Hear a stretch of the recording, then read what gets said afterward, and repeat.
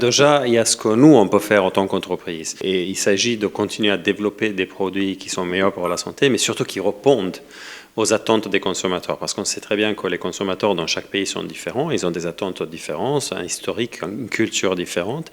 Il faut faire en sorte de leur donner un portfolio dans lequel ils peuvent choisir, que ce portfolio soit basé sur la science. On voit le progrès dans le nombre de consommateurs qu'on a dans cette région et en Afrique en général. Le stade successif, pour moi, c'est vraiment faire en sorte que tous ceux qui ont un rôle, en fait, aillent dans la même direction et qu'on donne une communication clair aux fumeurs pour les encourager à changer.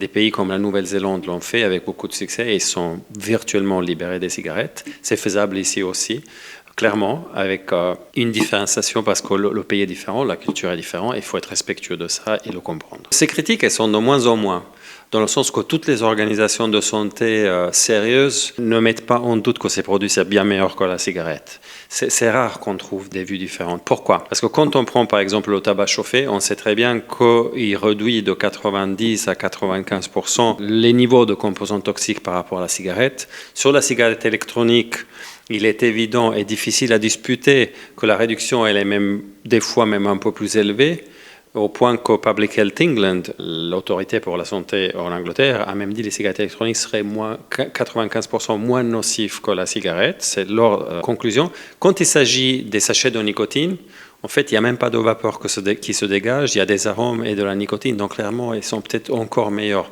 La distance avec les cigarettes est tellement évidente, et quand on prend IQOS dans le spécifique, on a fait plusieurs études cliniques, d'autres les ont fait aussi, et on voit très bien en fait que les effets qu'on observe sur les personnes qui l'utilisent se rapprochent à ceux qu'on observe dans les personnes qui arrêtent de fumer tout court. Nous, un peu partout, on opère de la même manière.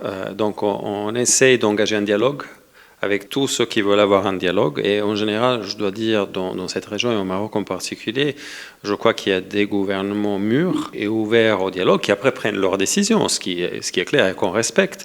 Mais au moins, il y a des conversations qui se produisent. Et à mon avis, c'est ce qu'il faut continuer à faire ici comme ailleurs, parce que je crois vraiment que ce soit le dialogue ouvert qui amène à des décisions meilleures.